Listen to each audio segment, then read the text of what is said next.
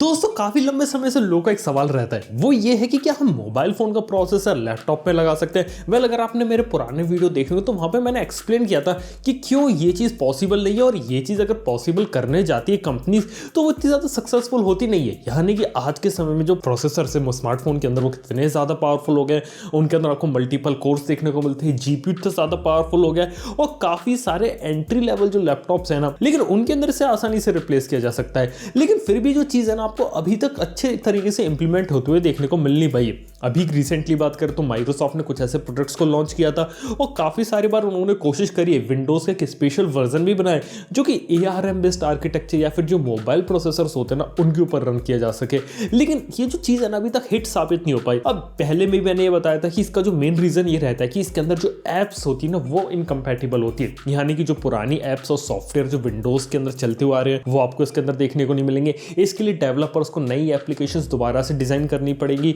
और तो और कोई भी डेवलपर तैयार नहीं किसी ऐसे प्लेटफॉर्म के लिए एप्स बनाने की जिसका जो यूजर बेस है वो एग्जिस्ट नहीं करता। और ये सबसे बड़ा जो फेलियर था ना मतलब इस पूरे प्रोजेक्ट का वो ये रहा था, और पहले भी चीज सही थी, आज के समय भी ये चीज सही है। लेकिन 2021 में कहानी बदल सकती है। 2021 में एप्पल प्लान कर रही है कि उनका जो A सीरीज का जो प्रोसेसर है जिसे माना जाता है वो स्नैपड्रैगन से भी ज्यादा पावरफुल है, और आने वाले समय में जो A14 चिप होगी वो 5 नैनोमीटर की टेक्नोलॉजी पे बेस्ड होगी, जो कि मोबाइल फोन की दुनिया का one of the first kind हो जाता है, one of the fastest processor हो जाता है। तो इसी के ही एक स्पेशल वर्जन पे अपकमिंग आने वाले समय में एक मैकबुक देखने को मिलेगा। अब इसके पीछे क्या स्टोरी है? वेल इसके पीछे ये स्टोरी है कि एप्पल ये चाहती है कि हार्डवेयर और सॉफ्टवेयर के ऊपर कंप्लीट कंट्रोल रहे उनका, और ऑलरेडी ये जो चीज है ना वो टेस्ट कर चुके आईपैड के साथ। यानी कि जब से उन्होंने अपना आईपैड प्रो रिलीज किया तब से वो ये कहते रहते हैं ये जो आईपैड है ना ये रिप्लेस कर सकता है कंप्यूटर को, और वाकई में बात सही है। यानी कि जो आईपैड प्रो है, इवन हम नए वाले की बात करें तो उसके अंदर जो एप्पल का A12Z प्रोसेसर लगा है ना वो पहले से ज्यादा पावरफुल है। इवन काफी सारे जो लैपटॉप्स होते हैं, इवन एंट्री लेवल मैकबुक को भी पीछे छोड़ सकता है। ये बात आप सोच के रखिए। अब मतलब एक ऐसा पावरफुल प्रोसेसर अगर एप्पल के पास तैयार है तो क्यों ना वो अपने नए मैकबुक के अंदर डाले, तो ये चीज हो सकती है। यानी कि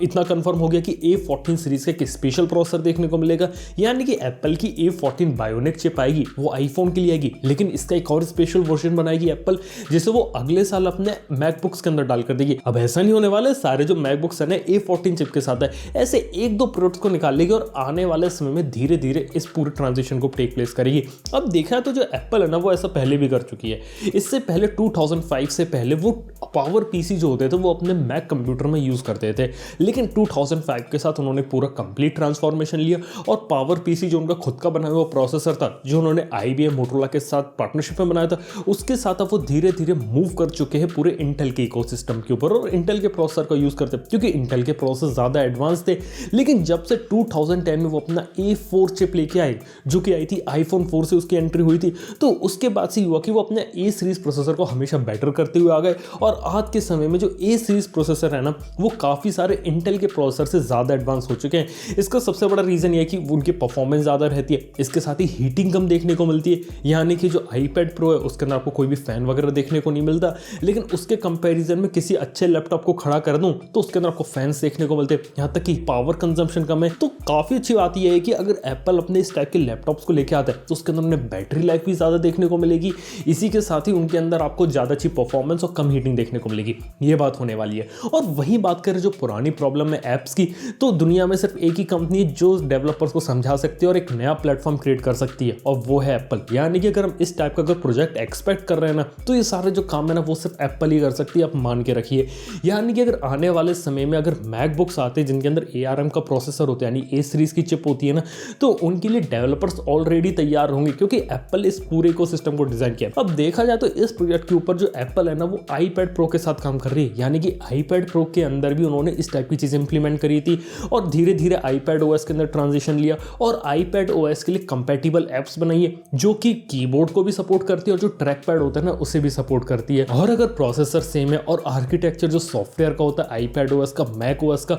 वो काफी हद तक सेम रहा तो डेवलपर्स को ज्यादा दिक्कत नहीं आएगी, और हो सकता है कि डायरेक्टली जो iPad OS के लिए जो एप्लीकेशन है वो डायरेक्टली मैक OS पे चलना चालू हो जाए, और जो पुरानी एप्लीकेशन है जो कि इंटेल पे चलती है तो हो सकता है कि एप्पल की इम्यूलेशन वगैरह ट्राई कर रही हो, क्योंकि ऑलरेडी जो प्रोसेसर है वो इतने ज़्यादा पावरफुल है कि वो इम्यूलेशन कर सकते हैं। और जो x86 आर्किटेक्चर का जो प्रोसेसर है जिसपे इंटेल की चिप्स बनती है उसको इम्यूलेट करके जो पुराने मैक OS की एप्लीकेशन है वो रन हो जाए। तो ओवरऑल कहने का मतलब ये है कि जो एप्पल है ना वो A to Z चीज़ें प्लान कर रही है, यानी कि वो ये चाहते हैं कि सॉफ्टवेयर के ऊपर भी उनका कंट्रोल हो, हार्डवेयर के ऊपर भी कंट्रोल हो, और हार्डवेयर के अंदर जो प्रोसेसर वो लगा रहे हैं ना वो कंट्रोल हो। यानी कि आईफोन के अंदर एक पूरा इकोसिस्टम उन्होंने क्रिएट कर रखा है, वो सारी चीज़ें कंट्रोल करके रखते हैं अपने हाथ में। तो वो क्या चाहते हैं कि मैकबुक के अंदर या फिर जो लैपटॉप्स होते हैं ना उनके अंदर भी सारी चीज़ें कंट्रोल करके रखें, और दोबारा से जो इंटेल को जो ताकत दे रखी है प्रोसेसर की वो ले ले और सारी चीज़ें खुद डाल कर दे, और सारी चीज़ें इस तरीके से ऑप्टिमाइज़ करें कि सारी चीज़ें अच्छे से काम करें, लंबे समय तक सॉफ्टवेयर अपडेट दें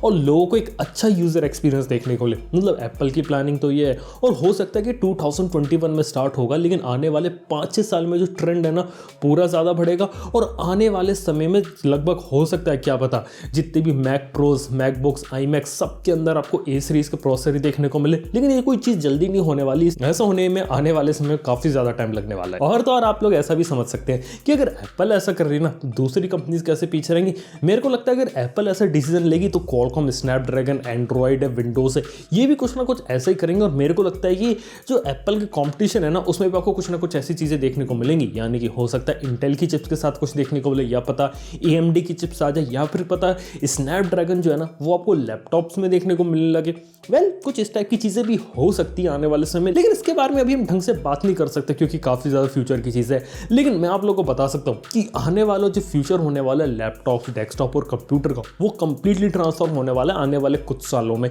और हो सकता है कि आने वाले सालों में जो इंटेल की जो मोनोपोली जो इतने सालों से चल रही थी ना वो बंद हो जाए। अगर ऐसा होता है तो काफ़ी ज़्यादा कमाल की बात होगी। वैसे आप लोग एक्साइटेड हो, मतलब अगर आप लोगों को ऑप्शन दिया जाए कि इंटेल के प्रोसेसर वाला लैपटॉप लो या फिर एक ARM प्रोसेसर जैसे स्नैपड्रैगन या एप्पल के A सीरीज वाला कोई मैकबुक आ गया वो लो, तो आप लोग की प्रेफरेंस क्या होगी, ये ARM वाली चिप्स या फिर इंटेल वाली चिप्स? प्लीज़ ये बात मुझे नीचे कमेंट में बताना ना भूलना। अगर वीडियो पसंद आए तो लाइक कर लेना और चैनल को सब्सक्राइब कर लेना ऐसी अमेजिंग वीडियोस देखने के लिए। Good bye.